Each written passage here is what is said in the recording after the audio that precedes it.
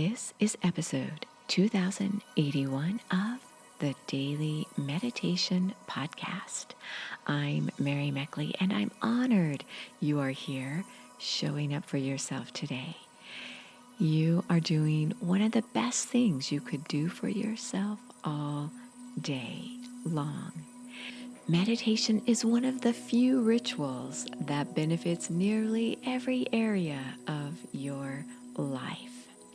In today's episode, you are going to discover how to break through stress associated with relationships.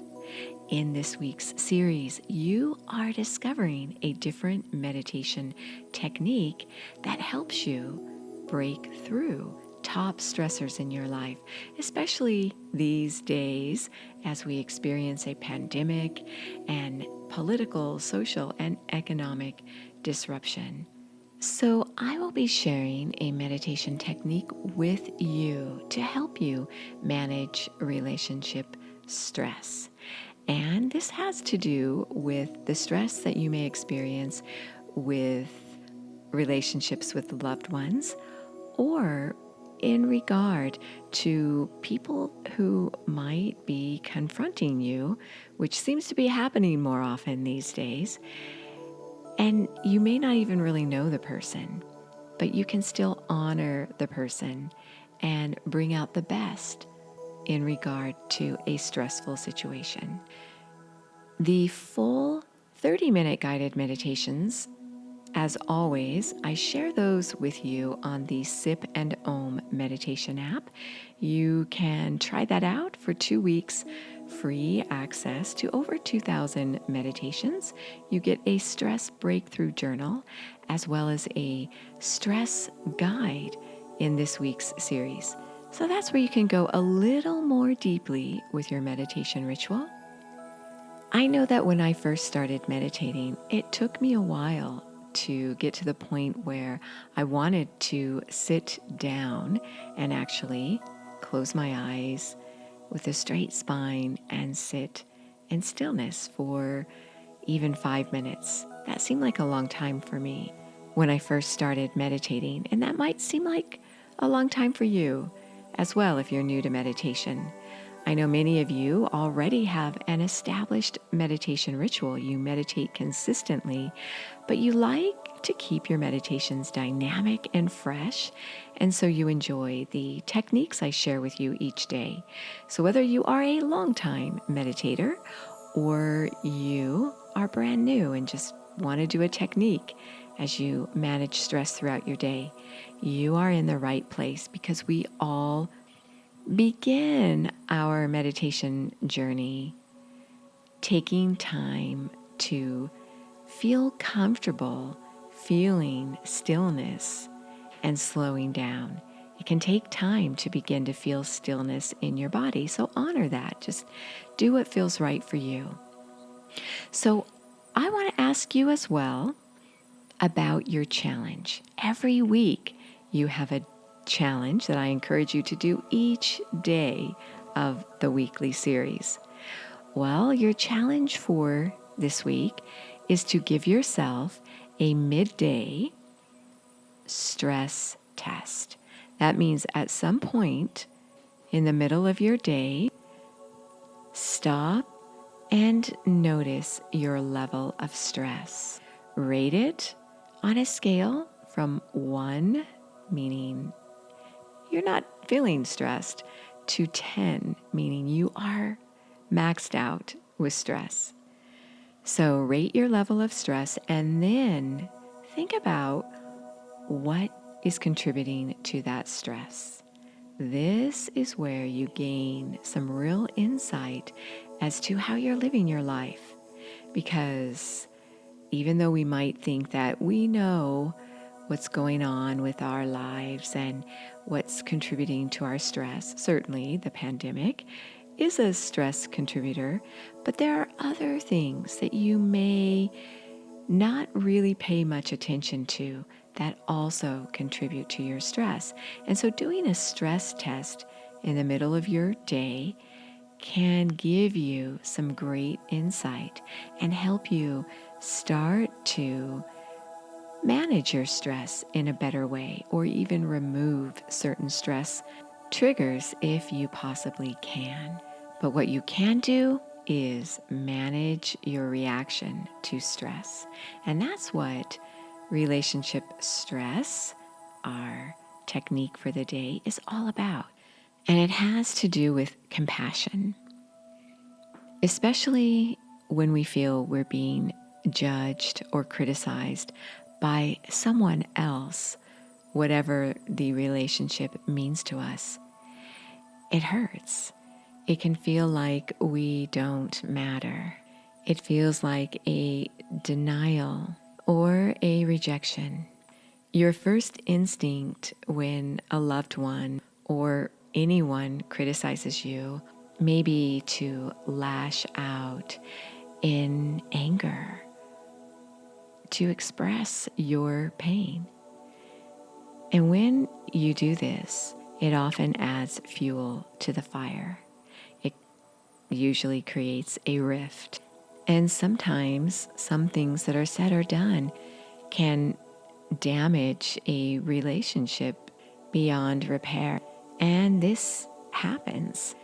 And it doesn't necessarily mean you need to repair all relationships, because some relationships are just toxic. It helps to relate to your anger and your pain and your fear by considering how you've managed fear and anger in the past. Think about when you acted immaturely. Usually it has to do with anger you may have experienced when you were younger.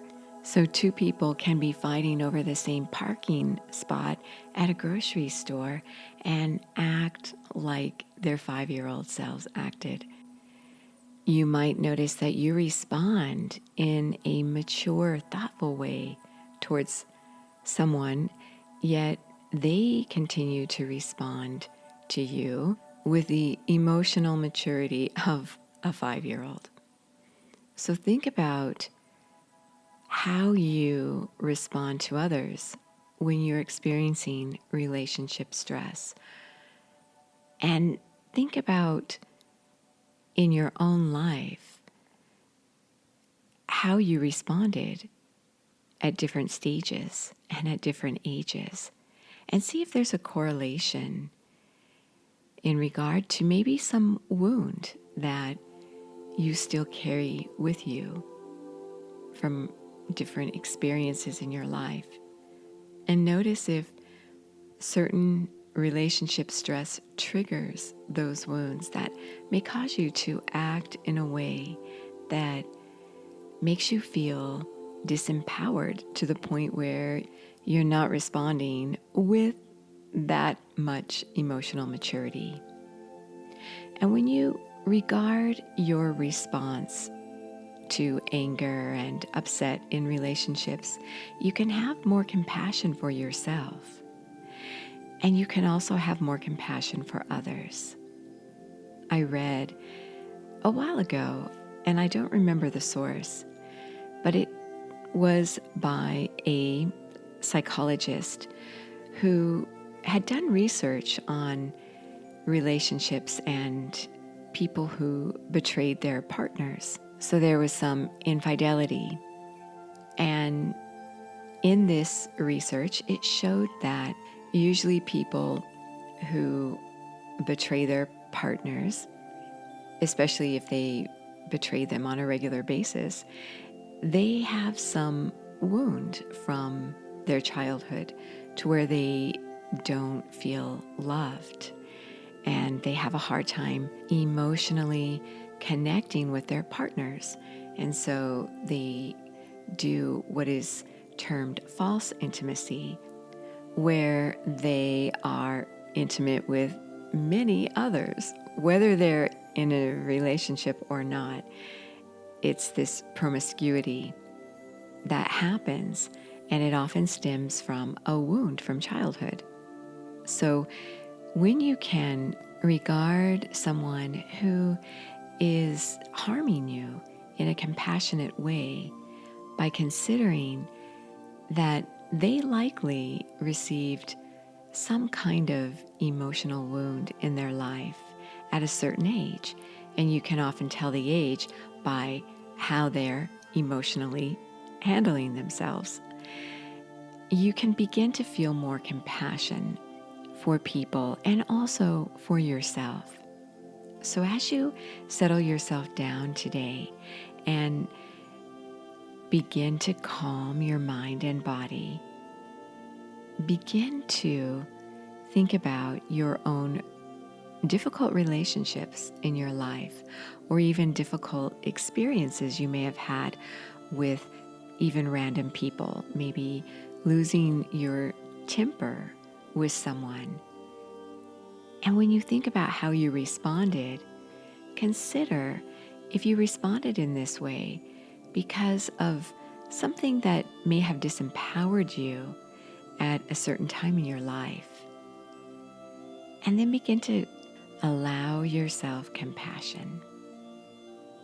You could visualize someone with whom you struggle with in a relationship. Consider how they respond to stress in the relationship, what they do, and consider if maybe they are living out the aftermath of a wound from their past. You could even imagine at the age they received the wound, the more childishly they act. So reflect on this as you meditate today and feel compassion for yourself and also for the relationships in your life. You are so worth slowing down for.